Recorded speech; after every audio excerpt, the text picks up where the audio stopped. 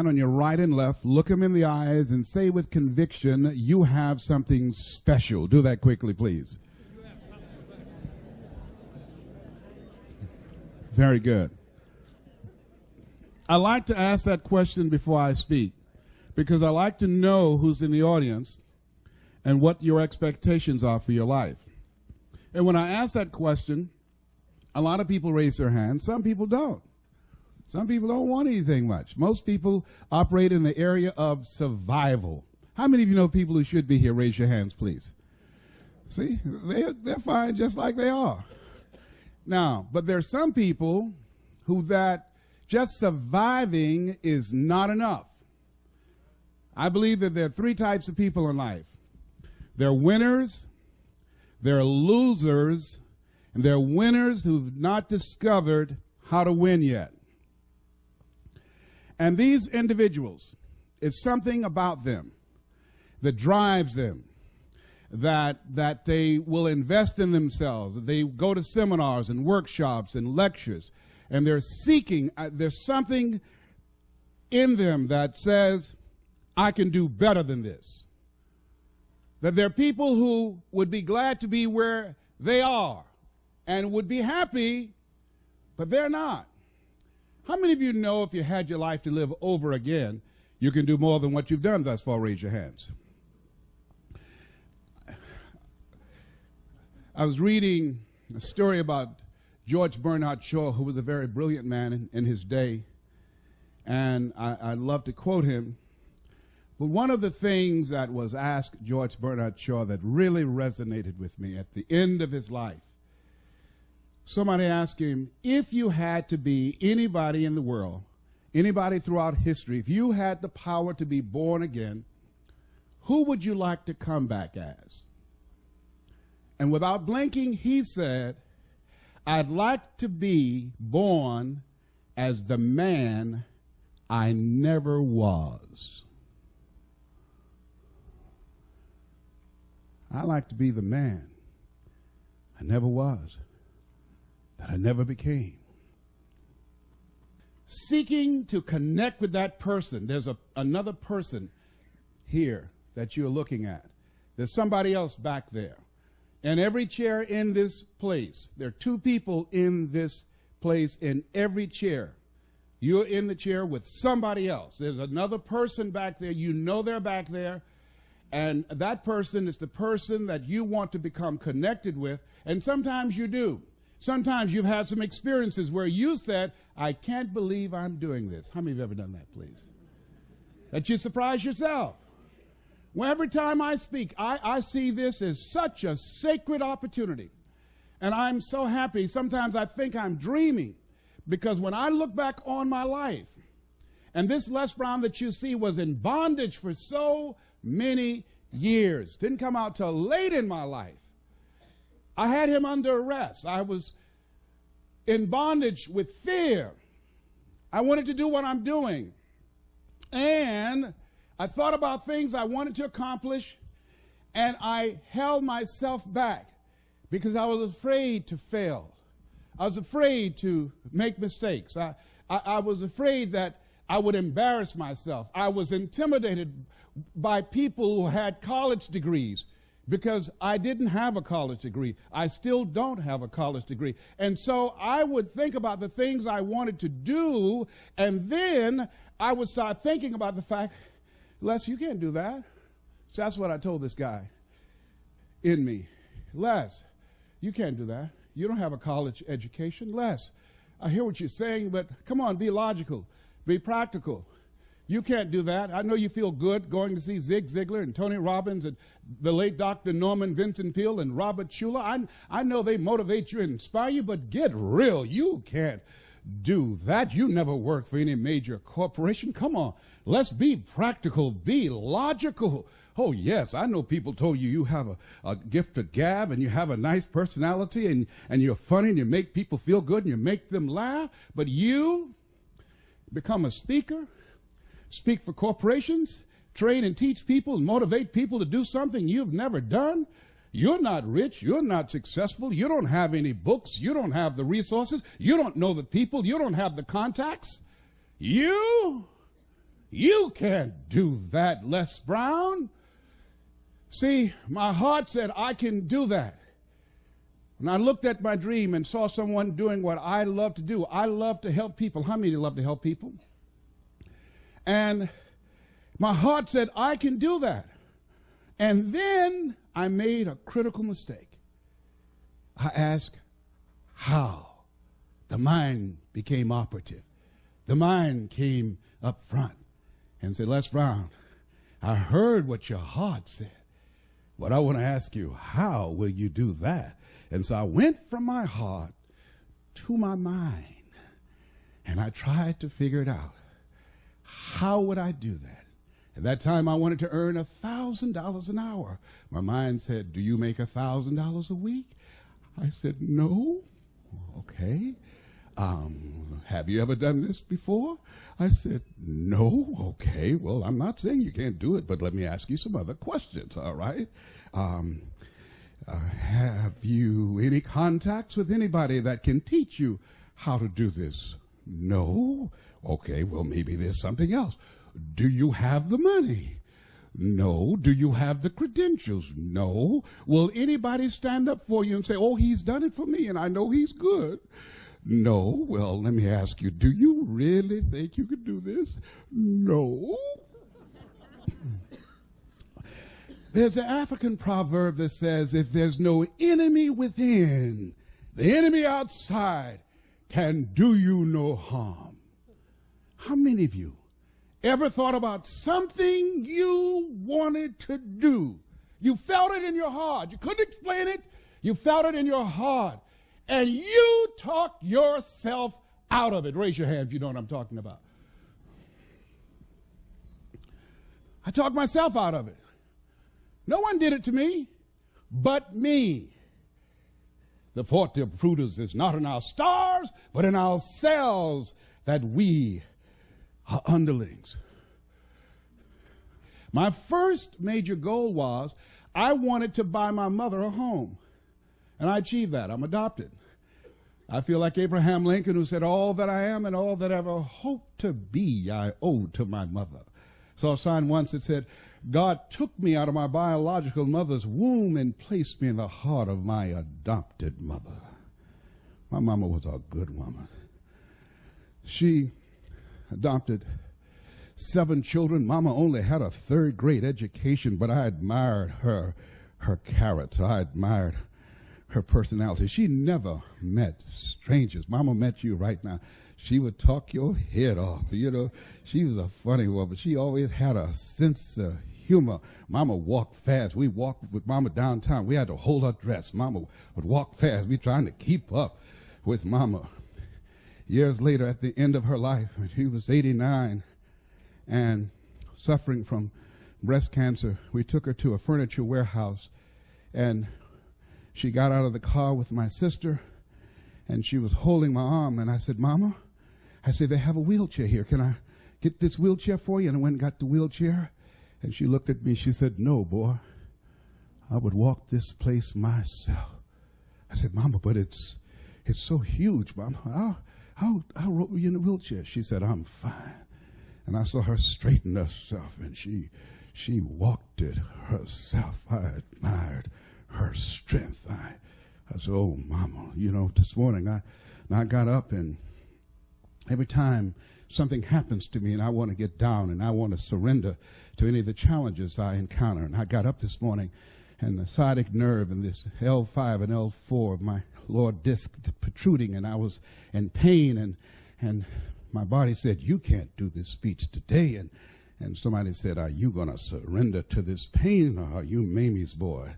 Get up and straighten your back. You can do that speech. You can walk that flow yourself. When you start walking, you won't feel anything but her presence with you. Sometimes we have to stand up inside ourselves. Sometimes we have to fight ourselves. Sometimes you have a dream and goal that you want to achieve, and you say, oh, I can't do that. You got to tell yourself to shut up. I can do it. Don't tell me I can't do that. Sometimes you got to talk to yourself. I can do it. I'm Mamie's boy. Oh, I can do this. Oh, I will do it. I have got to do this. What you think about your dream? And I want you to increase your dream dramatically. And I said, you have something special. I'm telling you what I know. You have greatness in you. You have the ability to do more than you can ever begin to imagine. I don't even know you, but I'm telling you what I know from my own experience. And greatness, ladies and gentlemen, greatness, it's a choice. It's not your destiny. Most people never discover their greatness.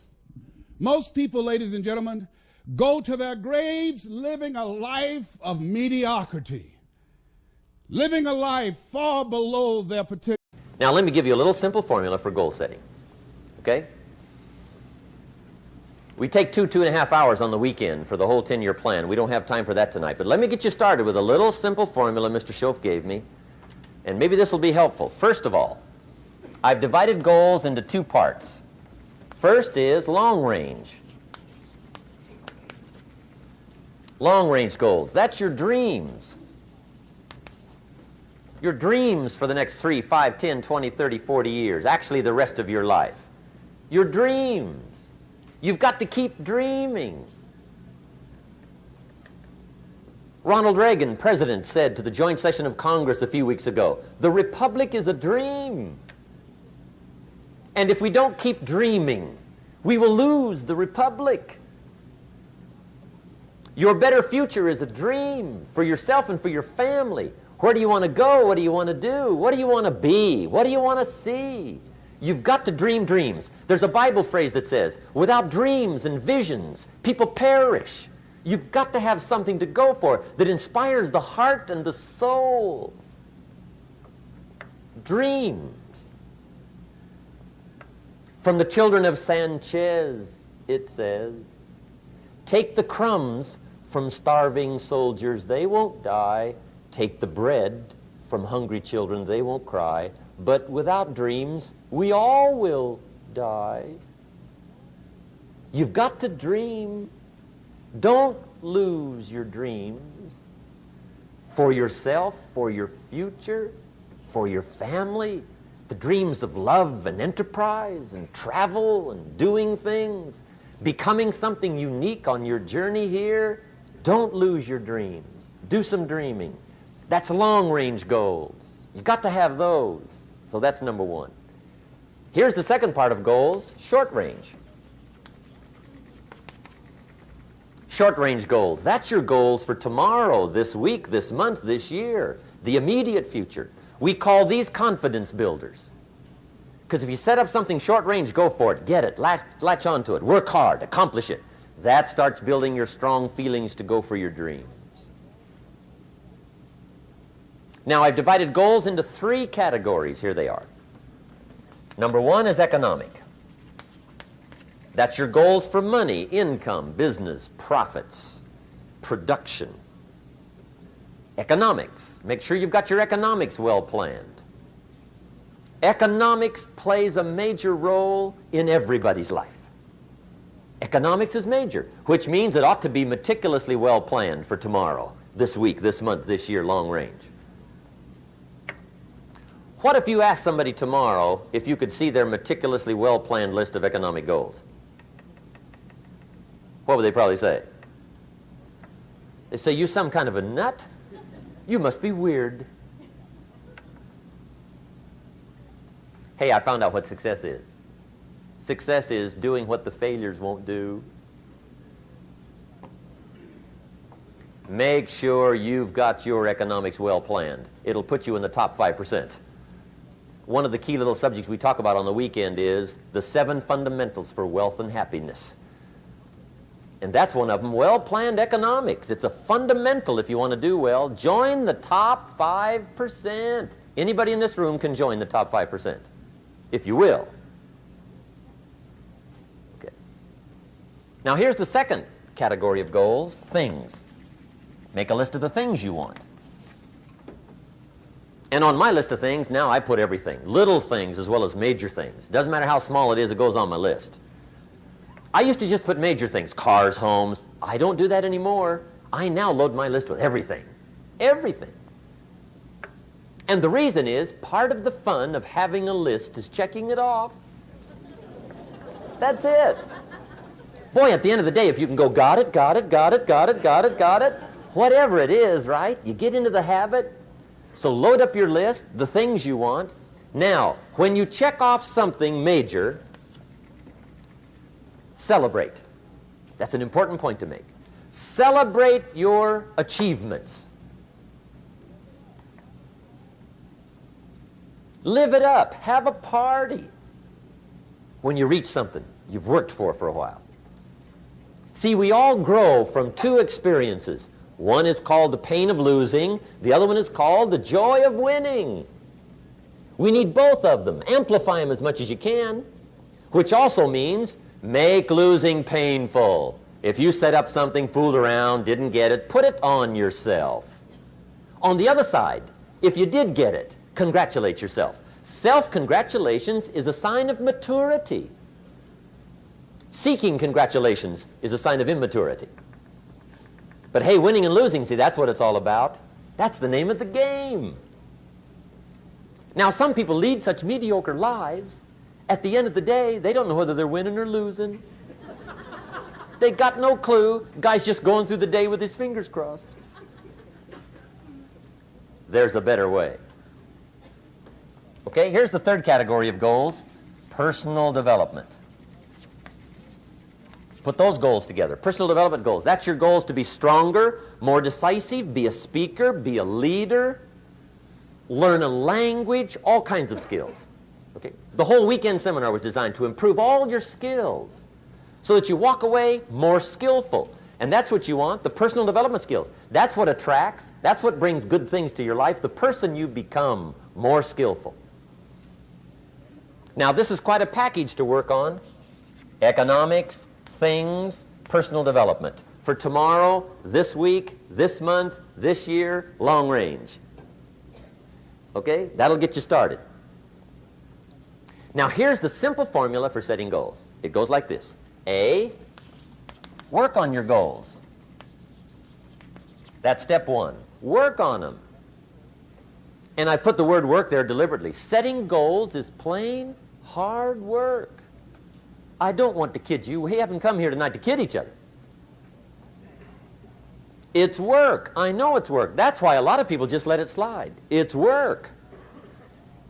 Many people work hard on their job, but they don't work hard on their future. They just let that slide. And the work involved is making plans. I know most people don't. I understand that, but don't let that be you. Guy says, well, yeah, you work where I work, but the time you struggle home, it's late. You've got to eat a bite of supper, watch a little TV, get to bed. You can't sit up half the night. Plan, plan, plan. And the guy's behind. Good worker, hard worker, sincere. But you've got to be better than sincere, working hard. You've got to be better than a good worker. You've got to be a good planner. Somebody once wisely said, the people who fail to plan are planning to fail. Well said. So work on your goals. Here's step two. Write your goals down. That's so important. I teach my staff around the world, put your goals in your journal. Because one of the major people you want to study is yourself. So here's the list of goals I put together 3 weeks ago. Here's the list of goals I put together 2 years ago. Here's some of the changes I made, rearrangement of my priorities. I scratched these off, I put these on, I've gotten these. Study your accomplishments, study what your desires are. Put them on paper, write them down. Here's another reason for writing your goals down. It shows you're serious about doing better. And to do better, you gotta get serious. You don't have to be grim, but you must be serious. Everybody hopes things will get better. Everybody hopes. Poor people hope. That ought to tell you something. It means the future does not not get better by hope. It gets better by plan. I used to have the affliction called passive hope. It's an affliction. It's bad. Probably what's even worse than that is happy hope. Now that is really bad. That's bad. Happy hope. The guy's 50 and he's broke and he's still smiling. See, that's not good. So get serious about your goals. Put them on paper. Write them down. There's all kinds. His goals, her goals, their goals. Business goals, financial independence goals, family goals. I mean, there's so many things to work on this that if you don't get busy and work on it, sure enough, the time will pass. And sure enough, 5 years from now, you'll wind up where you don't want to be, wearing what you don't want to wear, driving what you don't want to drive, being what you don't want to be. Now's the time to fix it. Now, here's the third step to your goals. Check the size of your goals and the kinds of goals. How big they are, what kind they are, affects you. And here's one of the important phrases of the evening. Your goals are affecting you, whatever they are. Your goals affect your handshake. Your goals affect your attitude, personality. Your goals affect the way you walk, the way you talk, the way you dress. All day long, we're being affected by our goals. Now, some people have goals, but they have such lousy goals. The effect is bad. I asked a guy one time, what are your goals for this month? The guy said, look, if I could just scrape up enough money to pay these lousy bills. That was his goal. I'm not saying it isn't a goal. It's a goal, but it's such a lousy goal, the effect is bad. You don't jump out of bed on Monday morning and say, oh boy, another chance to go out and scrape up the money to pay my lousy bills. See, you don't do that. Usually you say, oh, not another Monday.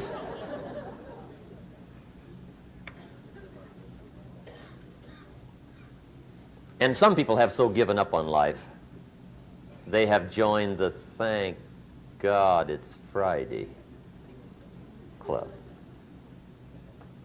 How sad. Surely those are the same people, when life is over for them, will say, thank God it's over. A lot of times I have people tell me things like, well, Tony, you're successful in your life because, after all, you're so motivated. I'm just lazy. I tell people, you're not lazy. You just have infinite goals. What we want to do here is get some goals that'll drive you, some goals that got some power behind them. And the way to do that, realize that right now you're about to create a real future that can make a major difference for you. That right now you're not just writing words down on a page, that even though you don't know how this is going to happen yet, that if you get something that you really want and you make it strong enough and you find strong enough reasons, you will find a way. I've done goal-setting workshops like this and seminars for years. And what's amazing is the kinds of results that people generate. I remember where a woman stood up and said, I want to set a major set of financial goals, and that's part of what we're going to do in this workshop. She said, I want to make $100,000, and I want it in the next 7 weeks. The challenge I had when she said this was, hey, wait a second. 7 weeks is too short a period of time. This woman has never made over $30,000 in a year in personal income. How in the heck is she going to make $100,000, especially when she has no plan?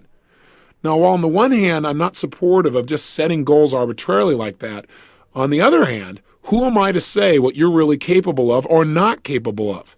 I think it's true that sometimes people set up goals that aren't realistic, meaning they really have no clue how it can be pulled off. But I also know that there's tremendous power if you get committed enough. And so as I started to tell this woman, well, maybe you ought to relook at your goal, she was so strong about it that I decided to just let her keep it. Who am I to stand in her way? And a good thing I didn't. 6.5 weeks later, she won the lottery and made exactly $100,000.